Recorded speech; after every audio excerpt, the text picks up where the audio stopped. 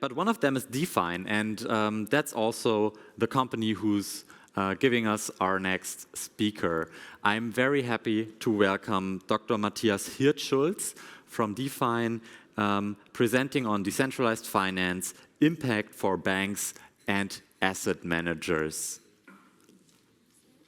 Yep.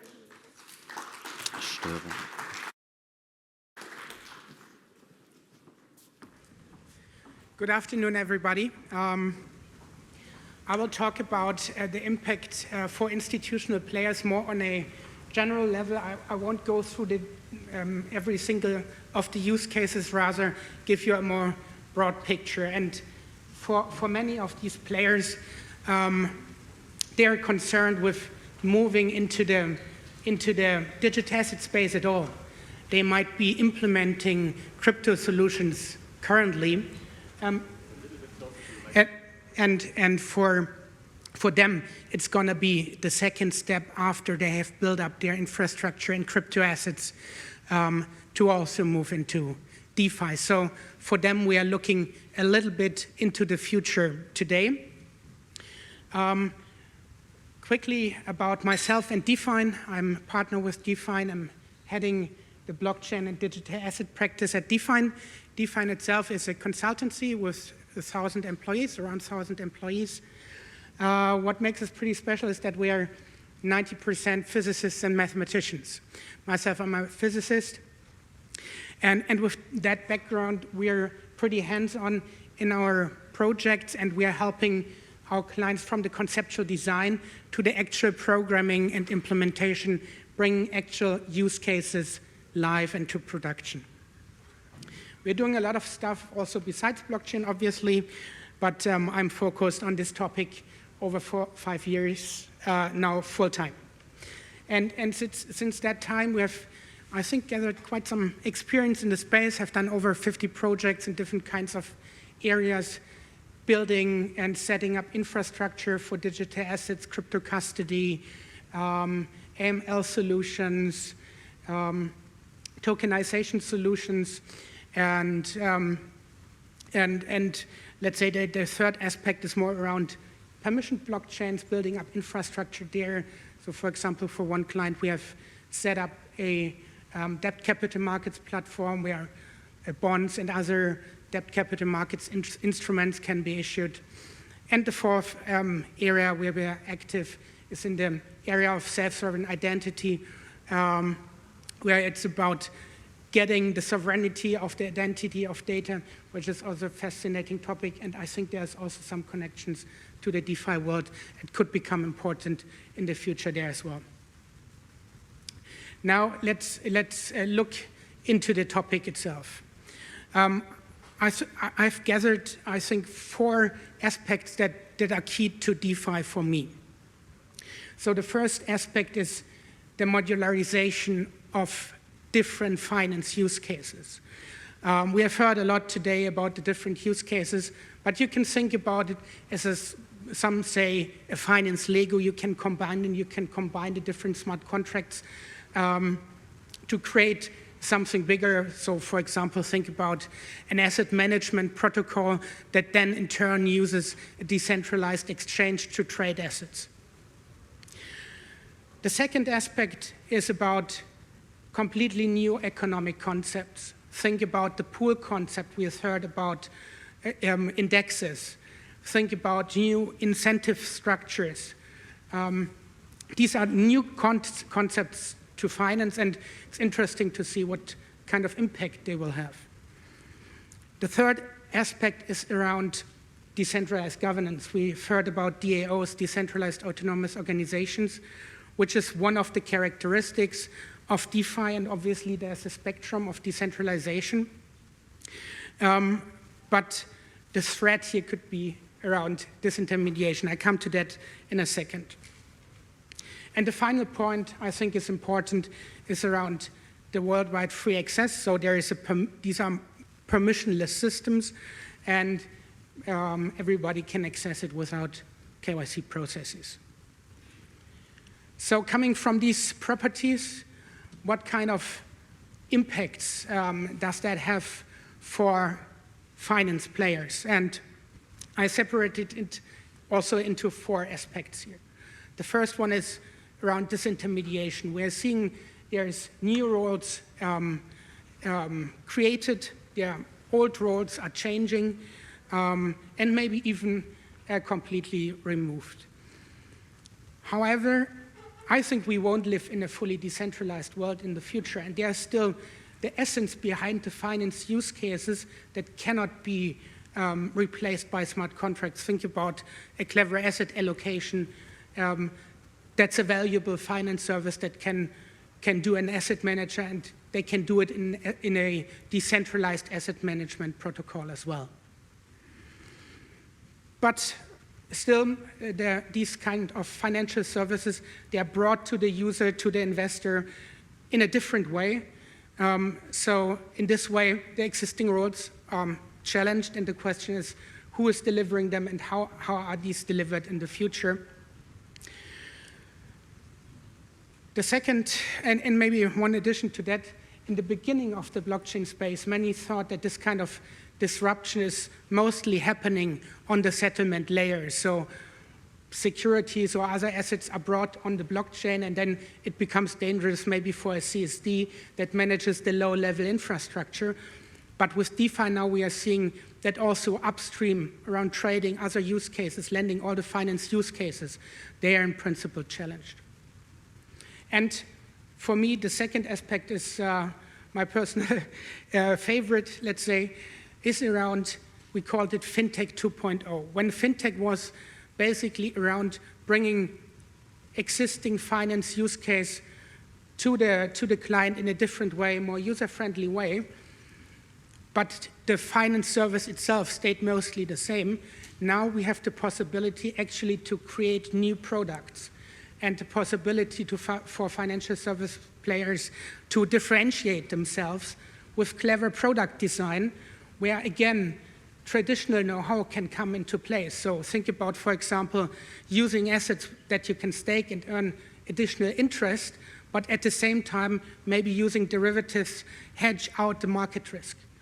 So you can create a product that's really interesting for certain investors.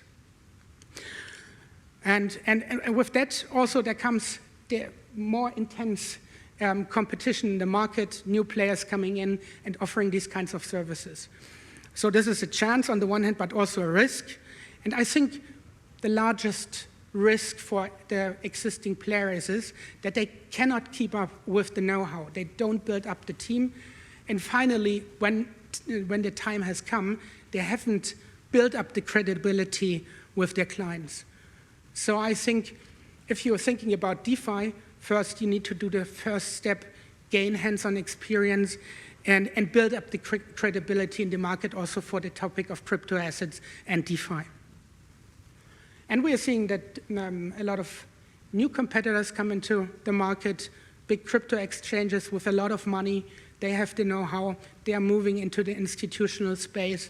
So I think there's a new competitor that needs to be taken seriously, and the sign that Coinbase, you are here as well, they have first gained the German BaFin license should be a warning sign. The third aspect is internationalization and cost reduction.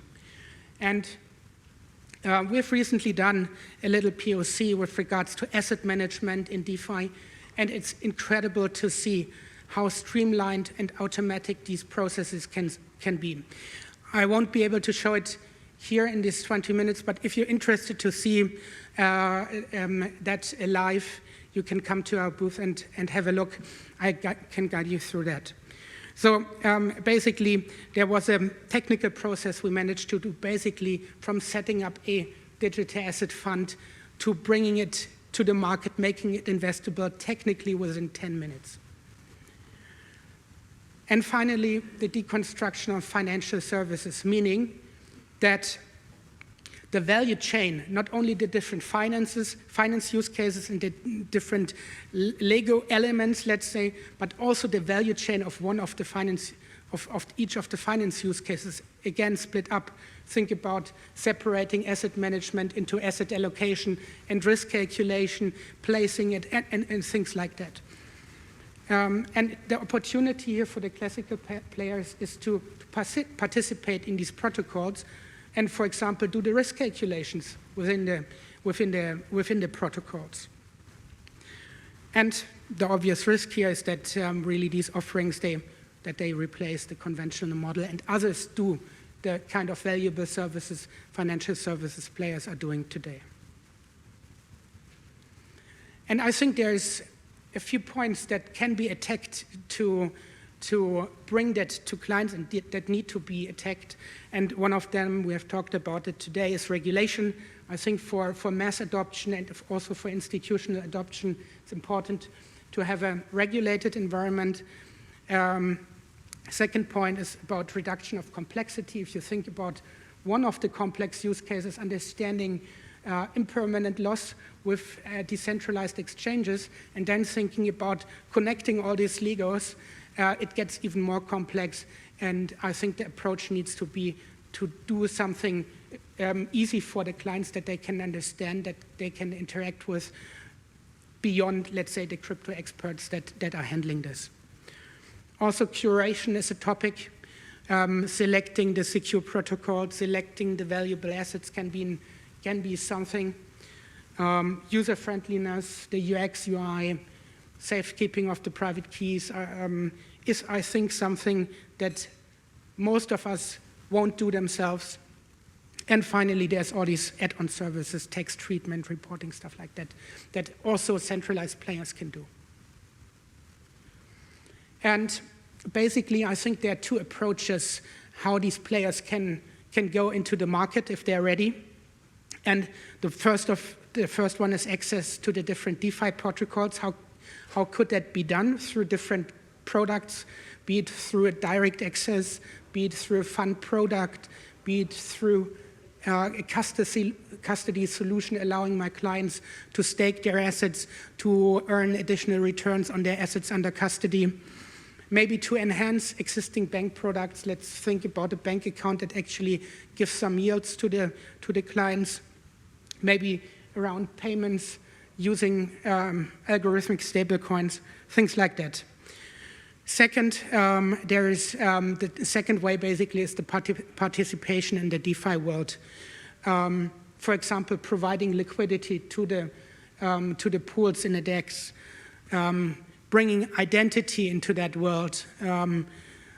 Most of the protocols, they are based on full collateralization, over collateralization today. So what about ratings? What about tokenized assets? If I have real assets, I still need some central counterparty. If I want to use them as collateral, I need a central counterparty to bring that into DeFi protocols. And I mentioned the asset management protocols that the service players can participate in. And as I said, crypto assets are the first step, and you see the Gartner hype cycle here. Really, it's time to go in there today. I think the reward-risk ratio really is pretty balanced here. The regulation is mostly there, and you can build compliant services in the space. The DeFi space area is currently, obviously, subject to much higher risks. But what we already see is that there's a movement, basically, that the DeFi world is moving together with the CeFi world. We see already a few startups going into the space, looking at the user interface or looking into KYC pools of crypto or of decentralized exchanges, addressing certain issues there. We'll have a panel right about these kind of discussions around DEXs and centralized exchanges later on. And so what's the basis to get into the space?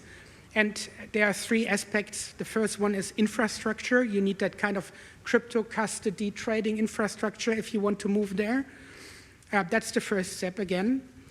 And you need the required software development processes that are agile, that are robust to go into this kind of fast-moving space. I I think this space is here to stay. Digital assets is here to stay. DeFi is also here to stay. And the infrastructural foundations, they need to be laid today. And the second aspect, I mentioned it, is the expertise. Expertise around understanding the economic concepts, understanding the associated risks, IT risks, financial risks, understanding of the protocols, understanding whether this DAO and this governance structure, is it actually decentralized or who controls it? And with that kind of expertise, you then can also build up the credibility with your clients. And finally, the fourth aspect is the legal aspect. The crypto asset space itself, I think, is nearly there. DeFi still has to keep up a bit, but there is some use cases that can also be implemented in a compliant way today, something like staking, for example, and regulated players in Germany already offer that for their clients.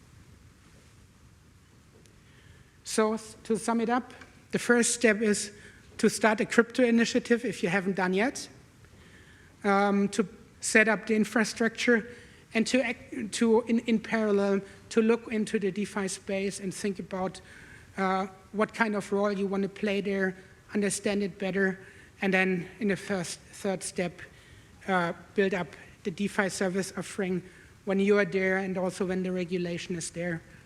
Thanks a lot.